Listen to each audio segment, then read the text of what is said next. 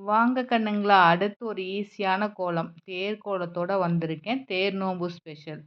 இப்ப இருக்கிறவங்களுக்கெல்லாம் தேர் நோம்புனா என்னன்னு கூட தெரியாது.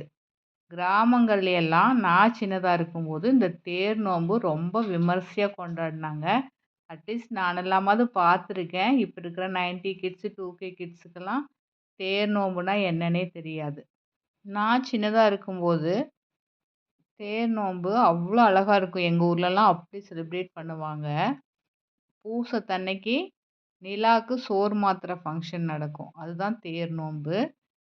மாவிளக்கு எடுத்து நிலாக்கு பச்சரிசியில சாதம் வடிச்சு, அது மாத்துவாங்க.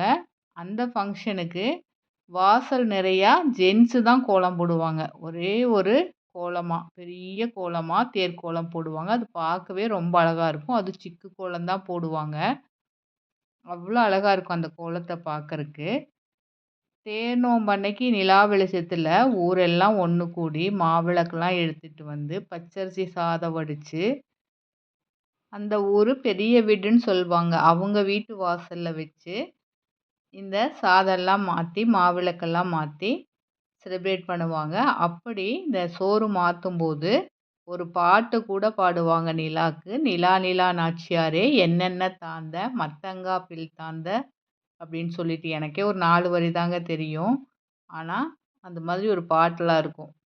இந்த மாதிரி தேர் நோம்புக்கு ஒரு பாட்டு, அப்புறம் இந்த பூ பறிப்பாங்கல்ல தை நோம்புக்கு, அதுக்கு ஒரு பாட்டு. இப்படி ஒவ்வொன்னுத்துக்கும் ஒரு ஒரு பாட்டு. அந்த கிராமிய மணத்தோட, அந்த பாட்டோட எல்லாரும் பாடி, ஊரெல்லாம் ஒண்ணு கூடி ஒரு கும்மி அடிச்சு, அப்படி செலிப்ரேட் பண்ணுவாங்க. பார்க்கறக்கே ரொம்ப நல்லாருக்கும். இப்ப அதெல்லாம் ஒண்ணுமே இல்ல. அட்லீஸ்ட் நான் எல்லாமாவது பார்த்துருக்கேன். இப்ப இருக்கிற 90 கிட்ஸ், 2K கிட்ஸுக்கெல்லாம் அது தெரியாது. அவ்வளோதாங்க. இந்த தேர்க்கோலம் ரொம்ப சிம்பிளா போட்டு நடுவுல ஒரு விளக்கும் வச்சாச்சு. சைடுல ஒரு பூங்கொத்து மாதிரி தொங்க விட்டுறலாம். தேருக்கு அது பார்க்கறக்கு நல்லாருக்கும். இப்ப இது 2 சைடும் இந்த மாரி போட்டுட்டு, இதுக்கு ஒரு கொடி போடலாம். தேருன்னா கொடி இருக்கணும்ல. அதனால மேல ஒரு கொடி மாரி போட்டு விட்டுறலாம். இதுலேருந்து ஒரு லைன் போட்டு கொடி போட்டு விட்டுறலாம் 2 சைடும். தேருன்னா சக்கர வேணும். ஸோ, அதனால நம்ம இதோட அடியில ஒரு சின்ன சின்ன ரவுண்டா 2 சக்கரத்த போட்டுட்டு, அதுக்கு நடுவுல கிராஸ் மாதிரி போட்டு விட்டோம்னா சக்கரம் ரெடி. அவ்வளோதான் சிம்பிளா தேர்க்கோலம் ரெடி. இந்த மாதிரி சிக்கு கோலம் போட்டா நம்ம கலர் ஒண்ணும் அதிகம் குடுக்க தேவையில்ல.